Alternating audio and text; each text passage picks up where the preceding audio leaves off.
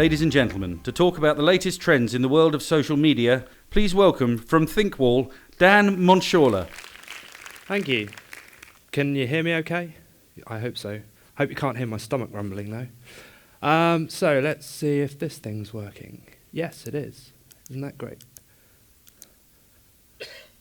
Oh, it's not working. Oh, it is. What did you think was going to happen when I got to 0? But that's my point. This is a blank canvas. I can use this to my advantage. I can talk you through things. I can tell a visual story. But what I see at some events, well, it varies massively. So perhaps at a conference, I might see, some very interesting slides telling you about my company. Perhaps if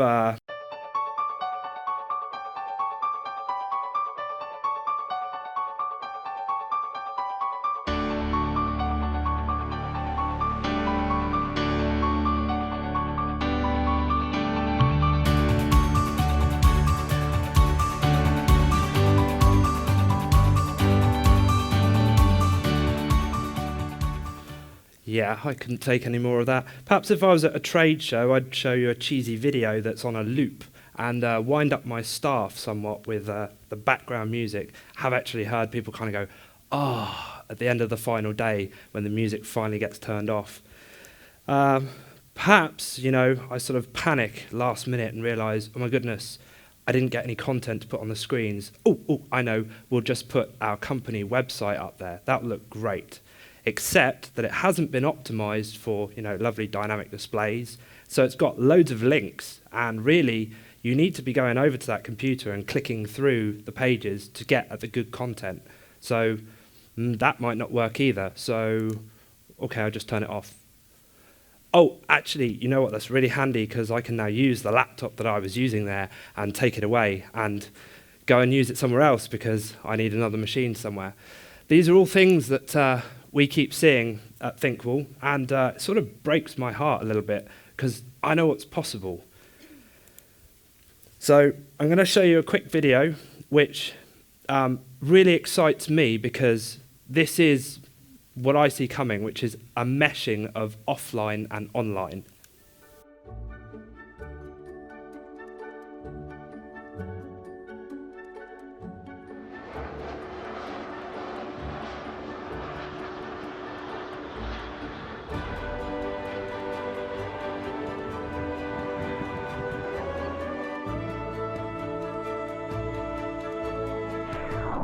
What the public saw as magic was actually a carefully orchestrated feat of technology.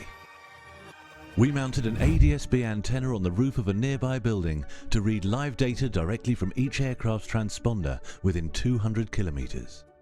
All aircraft emit radio waves containing their speed, altitude, GPS location, and a call sign. Our antenna was connected to a PC with a custom-built application, which identified the British Airways planes and sent the data to our cloud server that controlled the billboards. We created a virtual trigger zone in the sky that acted like a tripwire, so that when a BA plane entered our trigger zone, within 0.2 seconds we'd cross-reference the registration number with flight data from Heathrow to determine the destination. Cloud altitude data told us if the plane could be seen, and if it could, the information was sent to our billboard, interrupting the current content and playing our ad.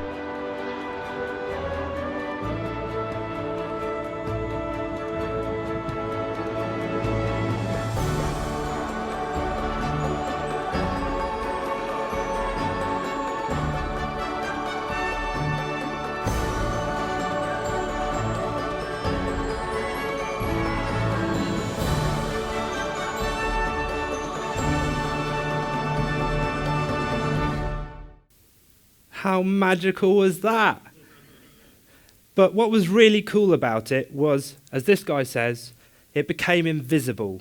Yeah, we had the technology and the real world, a plane in the sky, perfectly in sync. Yeah, a lot of effort went into that, and kudos to Ogilvy1 who put that all together, because it was seamless. If it had been off by a tiniest bit, public wouldn't have cared, and it would kind of been laughable, really. So that's very impressive. This thing was in the video, and if you explore the campaign a little more, you go to their website, you'll see it all over the place. I hope some of you know what this is. It's a hashtag, okay? And this is what's used in social media, and it's one of our mechanisms for linking offline and online.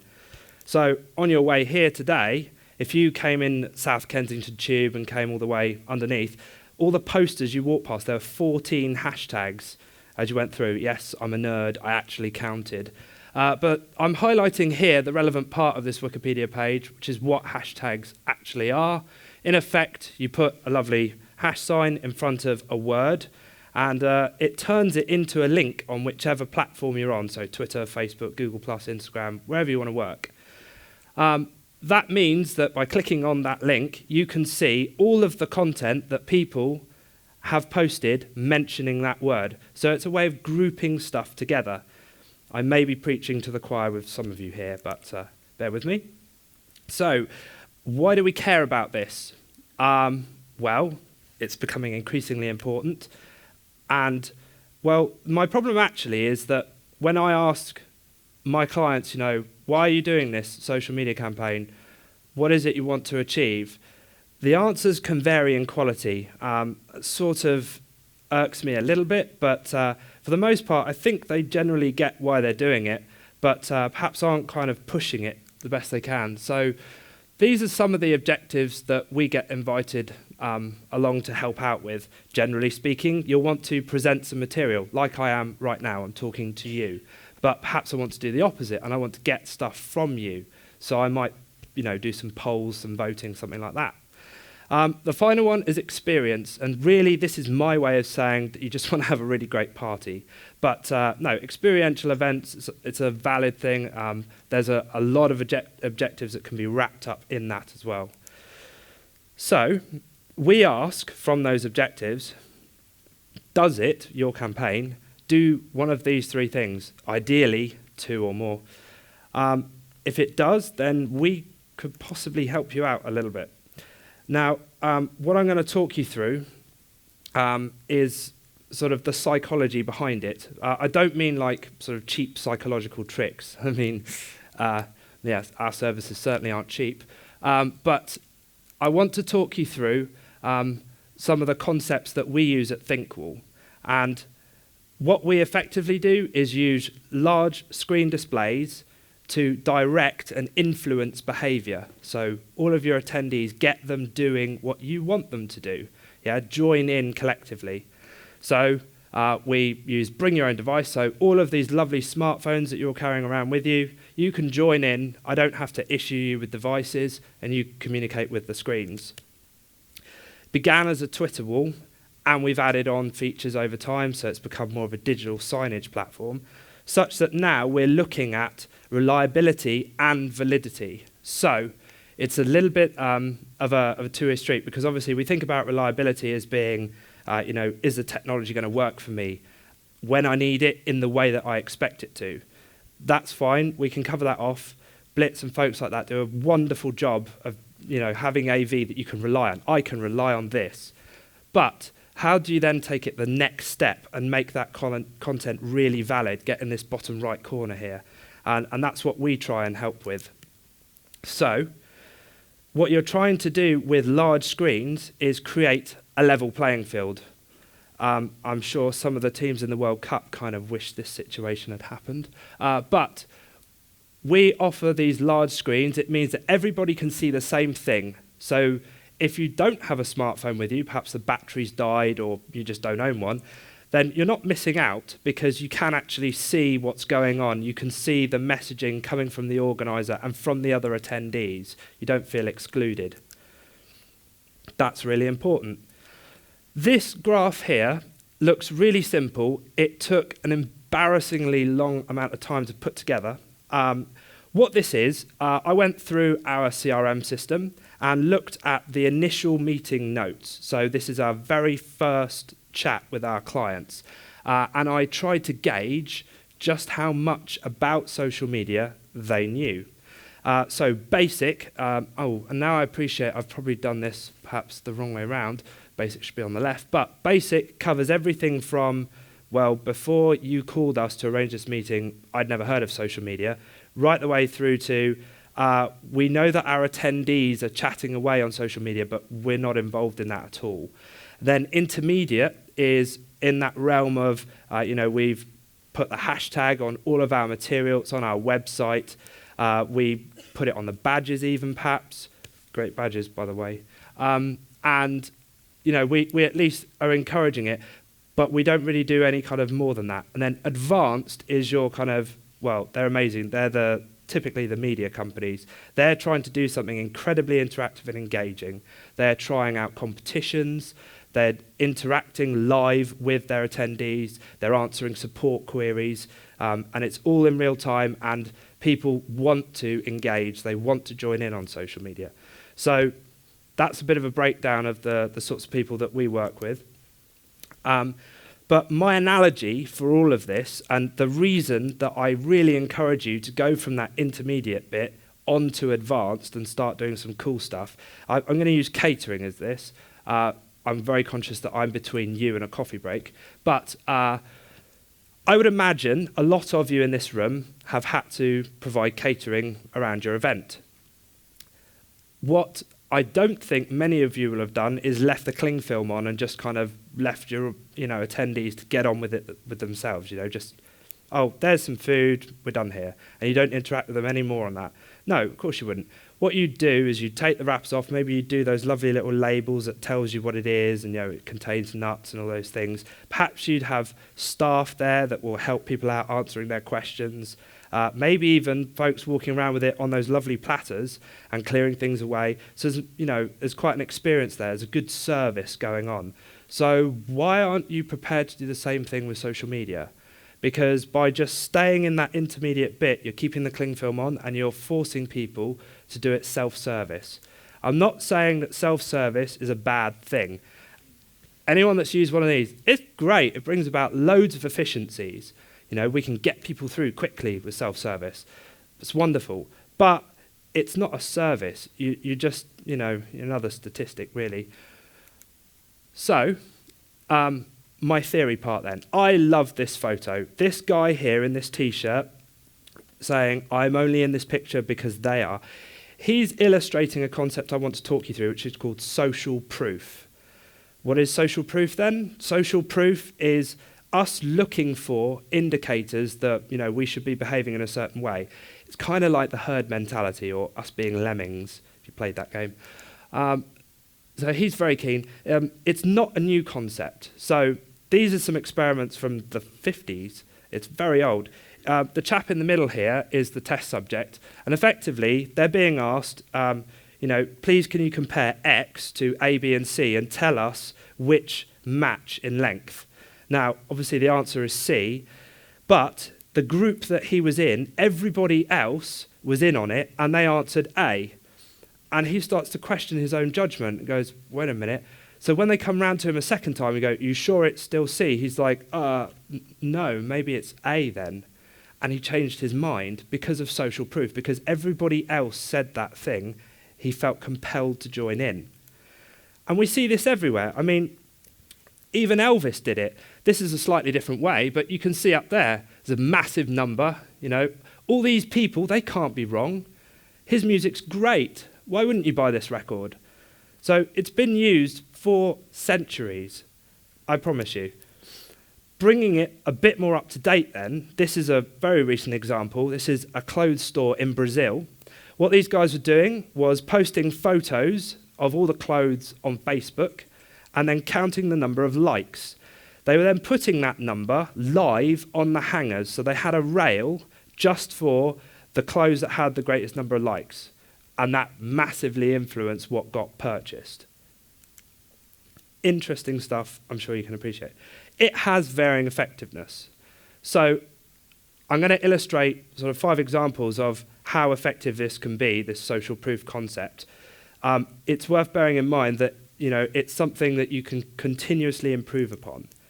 So as a first step, what you're seeing here is an example from MindBody. MindBody does the kind of online platform element to things like yoga studios, any fitness programs, stuff like that. These guys, if you go to their website, mindbodyonline.com, I think it is, you'll find that they have this right in the middle of their homepage, and it's illustrating to you, that lots of people trust them, therefore you should as well.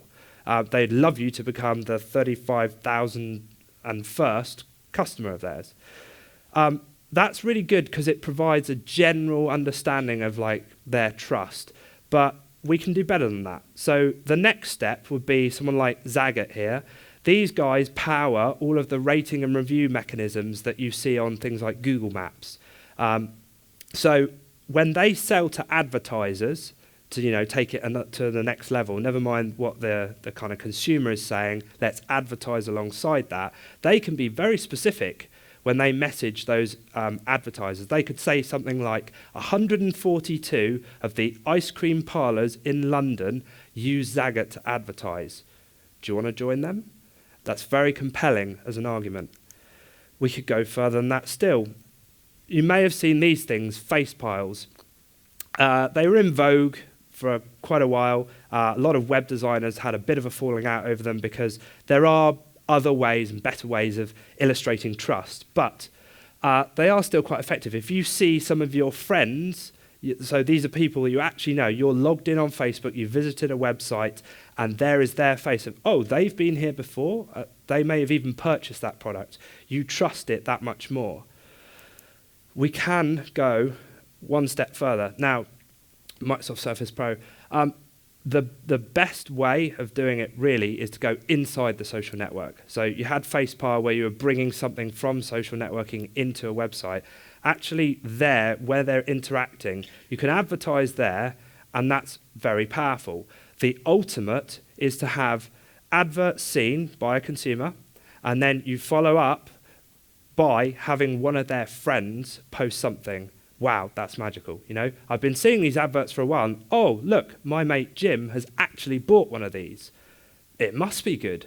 And you need a very small number of someone's friends for them to have purchased it or engaged with it for them to believe that it's worth their time. That's the most powerful point. And I've not bought one of these. I know technically that that's a great device. I've seen the stats. I'm from an IT background. I get it. I've seen the adverts too. I don't know a single person that's bought one, and I've never seen any of my friends post about it on social media. So I've not purchased one. How do you final example then. The reason that Sotheby's and that sort of experience won't go away anytime soon. You've got eBay and these wonderful platforms online for doing these things, but actually the most powerful of all is what you guys will do, events, right? That face-to-face thing.